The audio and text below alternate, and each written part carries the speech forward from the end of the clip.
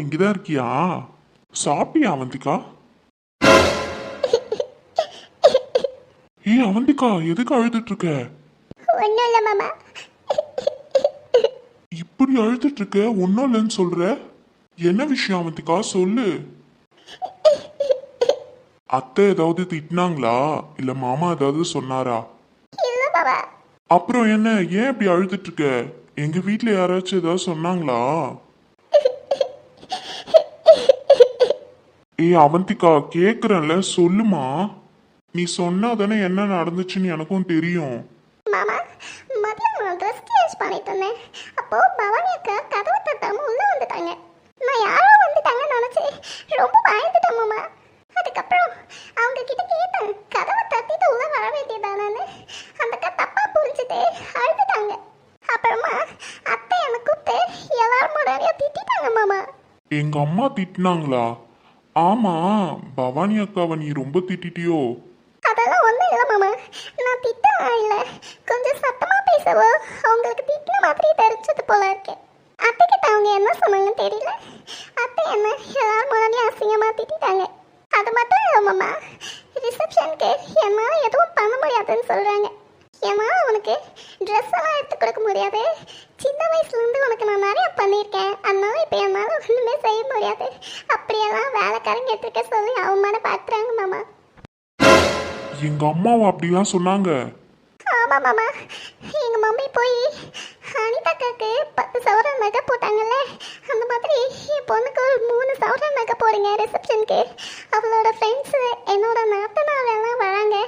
அப்புறம் எங்களை ஏதாவது தப்பாக நினச்சிக்க போகிறாங்கன்னு கேட்டாங்க மாமா. அதுக்கு அத்தை, என் மேலே உன் பொண்ணுக்கு எதுவுமே செய்ய முடியாது, 4000 5000த்துக்கு ஒரு ட்ரெஸ் எடுத்து கொடுப்பேன், அதை தான் உன் பொண்ணு ரிசப்ஷனுக்கு போட்டுக்கணும் அப்படிலாம் அம்மா கிட்ட சொல்லியிருக்காங்க மாமா. அது மட்டும் இல்லை மாமா, எனக்கு கல்யாணத்துக்கு முன்னாடி நீங்கள் எல்லாம் ப்ரெசென்ட் பண்ணீங்கல்ல, அந்த கிஃப்டெல்லாம் உன்கிட்ட தானே இருக்குது. அந்த நகைலாம் நீ தானே வச்சுருக்க. அதை வச்சு என்ன பண்ண போகிறேன், என்கிட்ட கொடுத்துரு, உனக்கு எதுக்கு நகைலாம், நாங்கள் தான் எல்லாம் செய்கிறோம்ல அப்படிலாம் பேசிட்டாங்க மாமா. ஏன் மாமா, அனிதாக்கா மட்டும்தான் அவங்களுக்கு மருமகளா, நான் இல்லையா?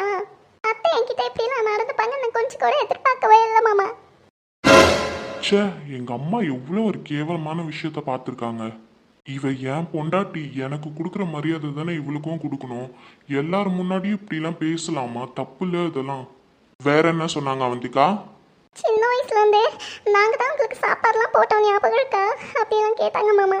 அது மட்டும் இல்லை மாமா, இனிமேல் கிச்சனில் எல்லா வேலையும் நீ தான் செய்யணும் அப்படின்னு சொல்கிறாங்க மாமா. அனிதாக்கா வேலை செய்யும் போதெல்லாம் அத்தை எப்படி சொல்லுவாங்க, இந்த வீட்டோட மருமக எதுக்குமா கிச்சன்லலாம் போய் வேலை செய்யறேன்னு. அப்போ என்னை மட்டும் போய் வேலை செய்ய சொல்கிறாங்க. நான் இந்த வீட்டோட மருமக இல்லையா மாமா?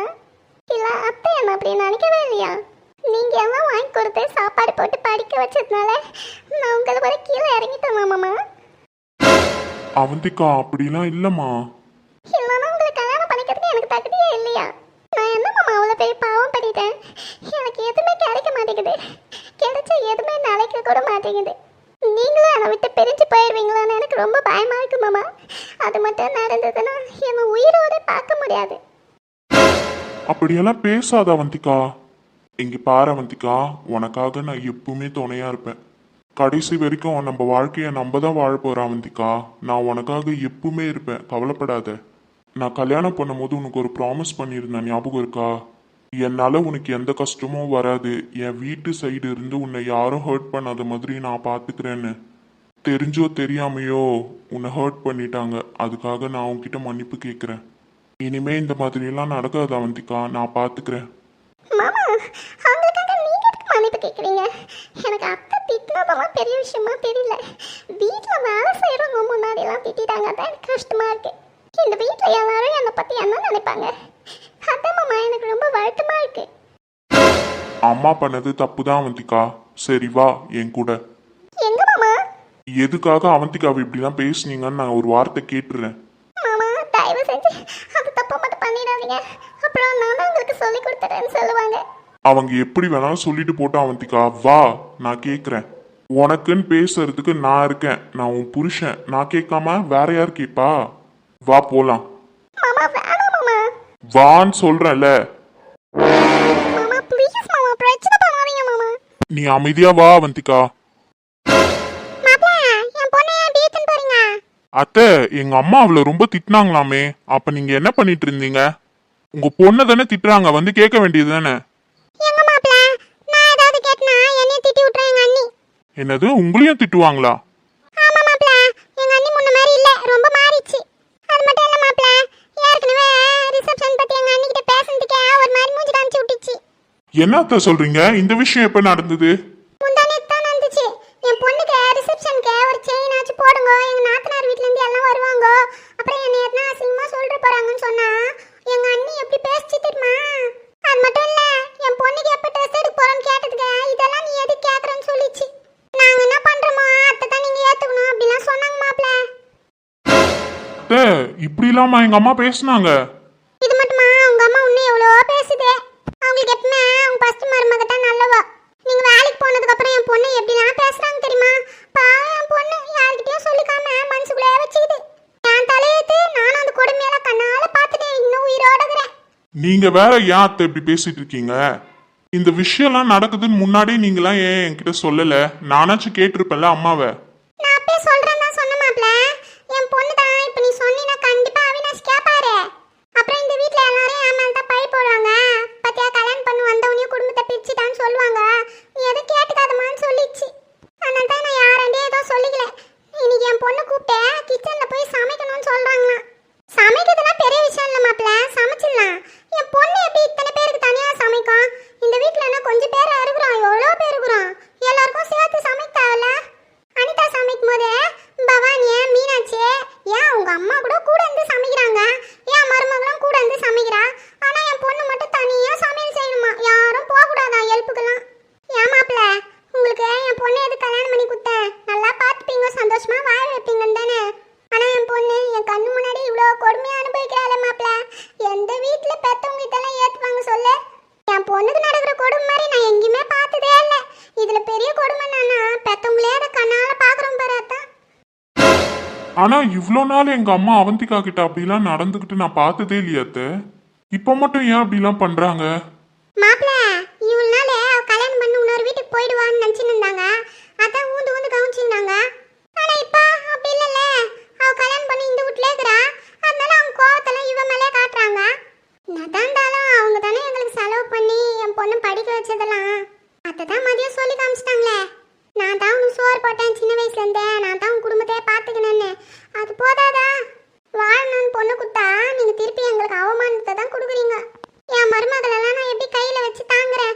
ஆனா உங்க அம்மா இதுக்கு மேல நான் சொல்றதுக்கு எதுவும் இல்லை, நீங்களா புரிஞ்சுக்கினீங்கன்னா சரிதான்.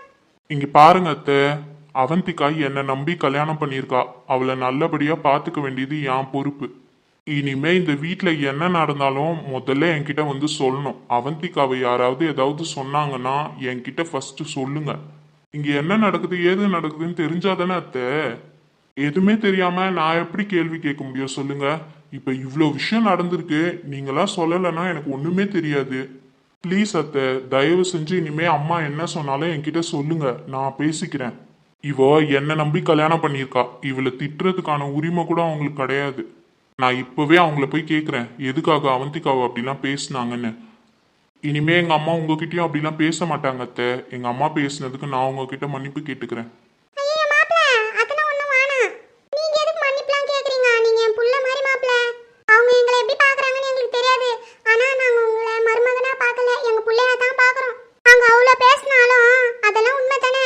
நீங்க தானே என் பொண்ணு ஸ்கூலு காலேஜ் எல்லாம் படிக்க வச்சிங்க. என் பொண்ணு நான் கேட்டாலும் வாங்கி குத்தீங்க, என் பொண்ணுக்கு வண்டிலாம் வாங்கி குத்தீங்க. ஆனா நீங்களே எங்களுக்கு மருமகனா கிடைப்பீங்கன்னு நான் யோசிச்சு கூட பார்க்கல மாப்பிள்ள. இது எங்களுக்கு கடவுள் குத்த வரம் தான் சொல்லணும். ஆனா உங்க அம்மா அப்படி மாறுவாங்கன்னு நாங்க கொஞ்சம் கூட எதிர்பார்க்கவே இல்லை. என் பொண்ணுக்கு அருமையான புருஷனா கடவுள் குத்துக்கிறாரு, ஆனா மாமியார் கொடுக்கலையே. என் பொண்ணு கஷ்டப்படுறத என் கண்ணு முன்னாடி காமிக்கிறாரு அந்த கடவுளே.